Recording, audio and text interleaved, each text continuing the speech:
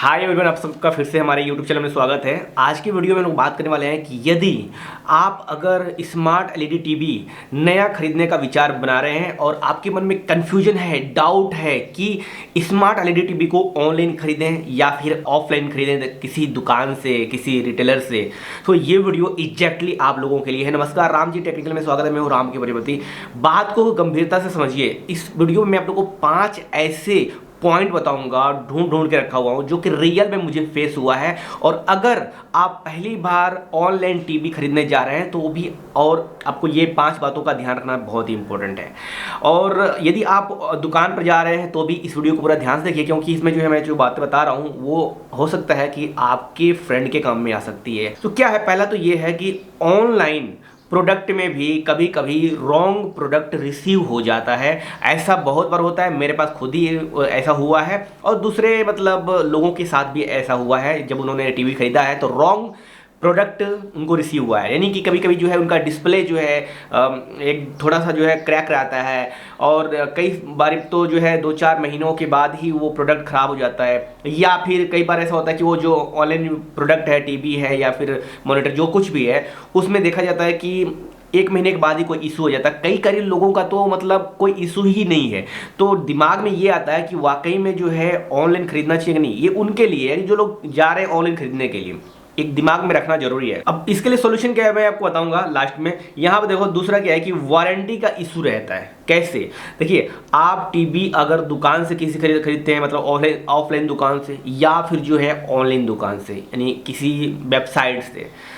Offline दुकान से तो जो है आप अगर टीवी लेते आते हैं घर पे और वो चलता है तो अच्छी बात है, खराब होती है आप वहीं पे ले जाकर दे देते हैं, ठीक है, वो रिपेयर करके दे देगा, ठीक है।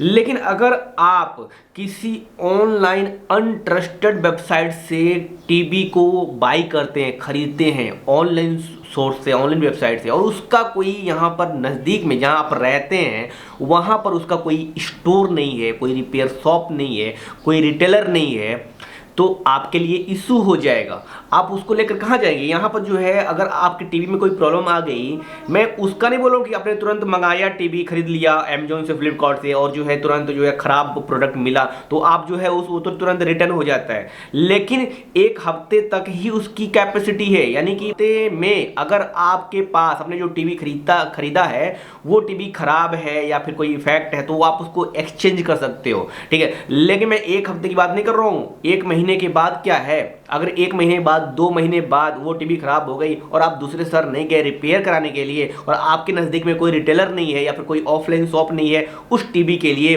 तो आपका पैसा गया पानी में।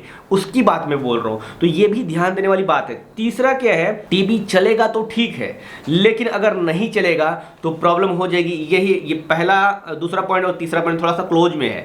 मतलब मान लीजिए कि टीवी जो आजकल जो है ऑनलाइन लोग जो है खरीद रहे हैं टीवी, गूगल टीवी है, स्मार्ट टीवी है, एलईडी टीवी है, वो जो महंगा प्रोडक्ट खरीद रहे हैं, स्मार्ट टीवी जो 40,000 का है, 50,000 का है, 60,000 का, लाख रुपए का टीवी है, 2-2 लाख का टीवी है, वो टीवी में जो लोग खरीद रहे हैं ना, तो उसमें क्या है कि पैसा ज़्यादा लग रहा है। तो वहाँ पर क्या है, जो बेच रहा है इतने महंगे TV, expensive TV, smart TV जो बेच रहा है, वो बहुत ही केयरफुली प्रोडक्ट भी दे रहा है, क्योंकि भाई 1-2 लाख का, 50,000 का, 60,000 का पैसा उनके पास जा रहा है। अगर कोई रॉन्ग इफेक्ट डालेंगे तो सीधी सी बात है कि भाई उनकी बदनामी ज़्यादा होगी, ठीक है। और जो 50,000, 60,000, लाख रुपए जो है लगा रहा है, सीधी सी बात है उसके पास पहुंच भी होगी वहां पर कांटेक्ट करने की या फिर रिप्लेसमेंट के लिए, वो बहुत सारी चीज़ें टेक्नोलॉजी कर सकता है। इसका मतलब क्या है कि उनको जो है वो पूरा अच्छे तरीके से चेकआउट करके और जो है क्वालिटी चेक करके वो प्रोडक्ट रिसीव होता है, और बहुत ही अच्छे तरीके से।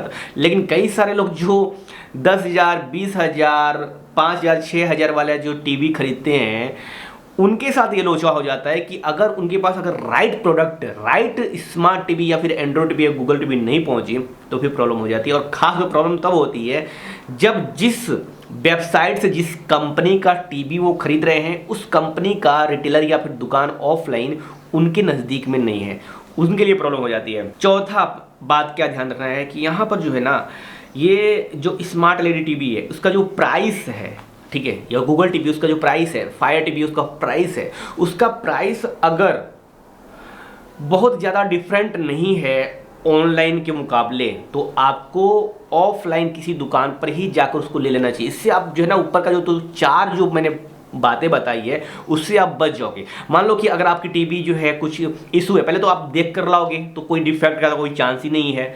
दूसरी बात यह है कि अगर मान लो कि चलते चलते जो है आपका टीवी खराब हो गया है या फिर जो है अचानक से उसमें कुछ गड़बड़ी हो गई है तो डेफिनेटली आप जो है जाकर यहाँ पर एक्सचेंज कर सकते हो तुरंत, या फिर जो है रिपेयर में दे सकते हो। आपको किसी दूसरी जगह जाने की जरूरत नहीं है। लेकिन अगर आपने ये चीज़ ध्यान में नहीं रखी ना, गूगल टीवी खरीदते समय या फिर स्मार्ट टीवी खरीदते समय, कोई भी टीवी खरीदते समय या फिर मॉनिटर खरीदते समय, जो कंप्यूटर मॉनिटर है उसको खरीदते समय, डेफिनेटली दोस्तों आपको बहुत ज़्यादा प्रॉब्लम होने वाली है। मैंने जो है एक डेल का मॉनिटर खरीदा था, मेरे साथ भी वही सेम इशू हुआ था। और ये जितनी भी मतलब टीवी टाइप का जो प्रोडक्ट है, जैसा कि मॉनिटर भी टीवी जैसा ही होता है और टीवी मतलब मॉनिटर जैसा ही होता है, स्क्रीन वाला जो प्रोडक्ट है उसमें बहुत ज़्यादा प्रॉब्लम होती है। कहाँ लेके जाओगे आप? इसका मतलब ये कि पैसा खराब, पैसा गया पानी में।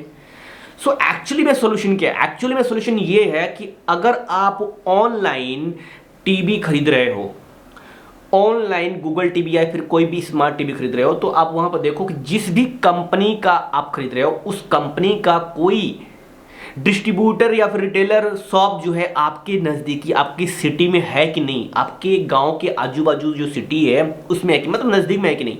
अगर नज़दीक में है तो ऑनलाइन भी खरीद सकते हो, क्योंकि वारंटी तो आपको मिलती है online, one on side warranty मिलती है। लेकिन अगर वो नज़दीक में नहीं होगा, किसी दूसरे सिटी में होगा जहां पर आपको जाने में जो है 2 घंटे 4 घंटे लग रहे हैं, तो जाने का आने का टाइम वेस्ट, टोटल आपका जो काम डिस्टर्ब होगा वो अलग होगा, आपका पैसा जो खराब होगा वो अलग होगा।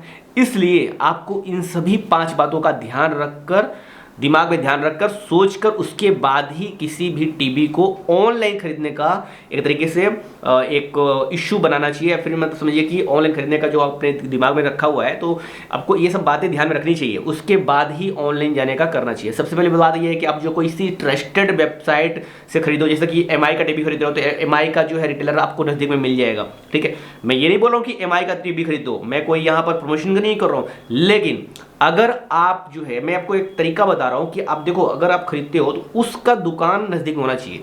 इसलिए आजकल ना ये जो बारीकी चीज़ है ना, ये चीज़ जो है अब जो है कंपनियां सब सोच रही हैं और हर जगह अपने आउटलेट्स खोल रही हैं। उनको पता है कि सिर्फ वेबसाइट पर बेचकर जो है ना थोड़े समय के लिए पैसे तो आ जाएंगे, लेकिन बाद में मार्केटिंग खराब हो सकती है। और जिसका दुकान है हर जगह जगह, वही एक्चुअल में खिलाड़ी है। तो उम्मीद है आप लोगों को समझ में आ गया होगा कि टीवी खरीदने के लिए क्या क्या चीज़ें दिमाग में रखनी चाहिए, कौन सी मतलब चीज़ें आपको ध्यान में रखनी चाहिए। ये था बेस्ट टीवी बाइंग गाइड 2025 का, जो कि बहुत सारे लोग बोल रहे थे, बताने के लिए मैंने वीडियो बना दिया है। लाइक शेयर कर दीजिएगा, चैनल पर नए हैं तो सब्सक्राइब भी कर दीजिएगा।